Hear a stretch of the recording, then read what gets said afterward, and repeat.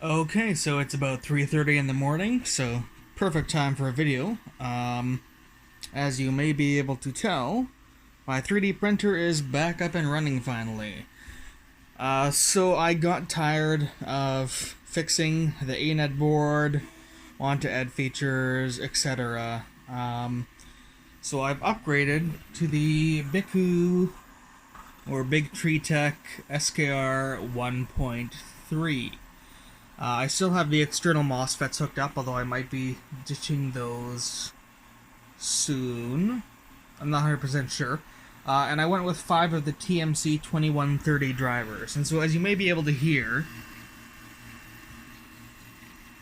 it's already a good bit quieter. I don't have Stealth Chop enabled. Stealth Chop was giving me lots of issues with the amount of current really affecting the print quality.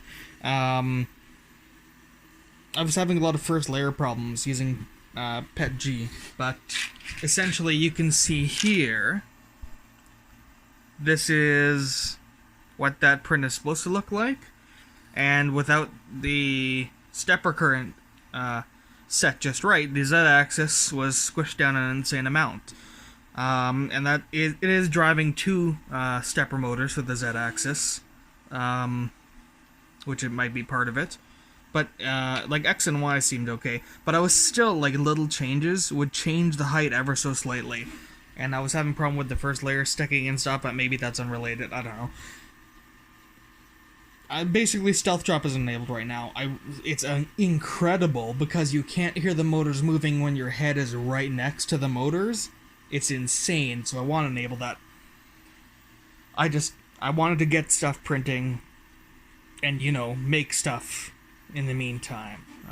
So I've done just, you know, some prototyping parts, some stuff that have failed.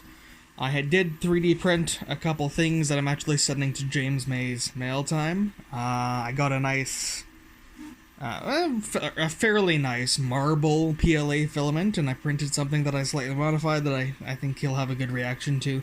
I don't know how that's gonna go. It's gonna be a couple weeks to get to him anyways, and then who knows how long till they actually open it and whatever. But yeah, so the other thing about upgrading this to the SKR 1.3 is that I can now do 5 stepper motors. So I still have the 2 Z motors running in parallel just off of a little splitter board right there. I will mention I picked up like a crimp kit for doing cable ends. If you're transitioning from the stock Anet board to the SKR board, fan polarities are reversed. The switches are pinned slightly differently. There's a few things like that. And of course, significant changes to the config file. But anyways, I still have a free stepper motor axis. And so I was originally going to get like a knockoff BMG extruder, because I hear those are good. They don't have a version of the dual one. So I could have put 2 side by side, but I don't want to lose much on the x-axis. Ideally none. It looks like I will have to lose maybe a little bit if I'm doing dual extrusion, but it's still a pretty good size. So I just happened to look on eBay, and I found,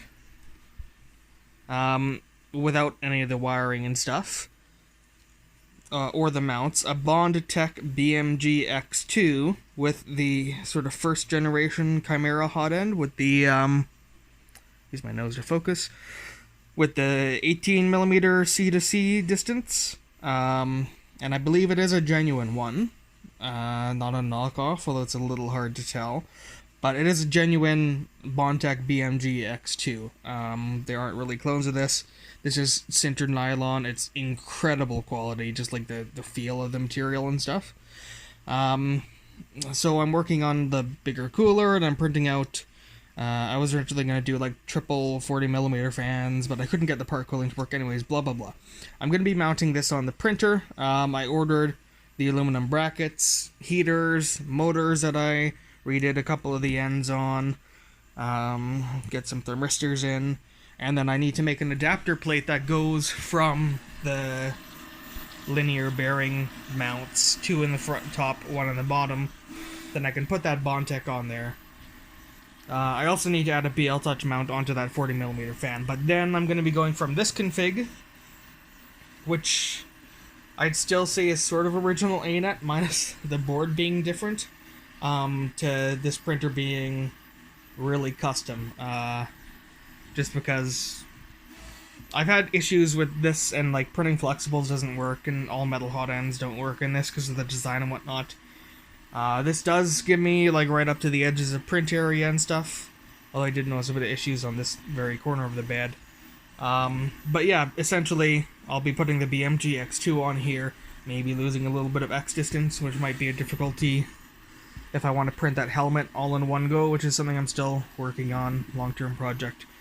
But yeah, I'm looking forward to that, and then the reason I might be getting rid of these other MOSFETs on the side is that, I'd probably be putting the spool holder, another one on this corner, sticking out of the side, just so that it's sort of symmetrical and one comes down over the top on each side like that. I'm not a fan of spool holders on the top.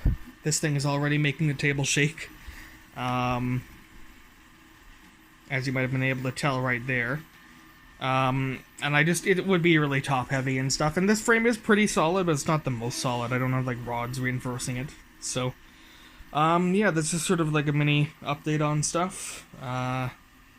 Mainly just to say 3D printers back up and running. Should be seeing more 3D printed projects.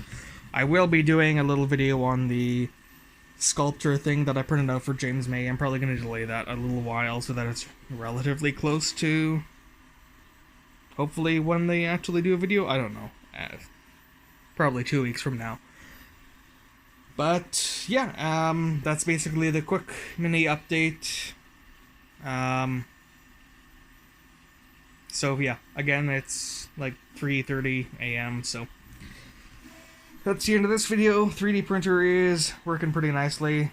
Still some issues, but I mean, it's also, I completely changed out the board, changed to Visual Studio for firmware and stuff. So the main things to note are, again, just like wiring differences. I killed the blower fan already on it, just from the polarities being switched, but it's working pretty nice. Yeah, it's working about as well as it ever has. I'm seeing maybe a little more artifacting and stuff. I think I just need to dial in acceleration settings and stuff. But yeah, just figured I would post this. I won't bother adding title cards or anything, like, you know, intro and outro onto this, because I don't feel like rendering it and stuff, so I'll just upload right from my phone. So hopefully that was enjoyable. I will post firmware link to the current setup like this, just so that, you know, you can download it if you happen to grab an SKR 1.3, want to drop it in, grab a relatively known good firmware using the same sort of style BL Touch mount and stuff. Once I do dual extrusion, I don't know, I'll probably still post them, but if you want a firmware version that works with the stock ANET board, you'll have to look up one of the old videos that'll be in the description and like a paste bin link, but I won't be actively updating those or doing tutorials on anything with a stock ANET board since I'm no longer using it.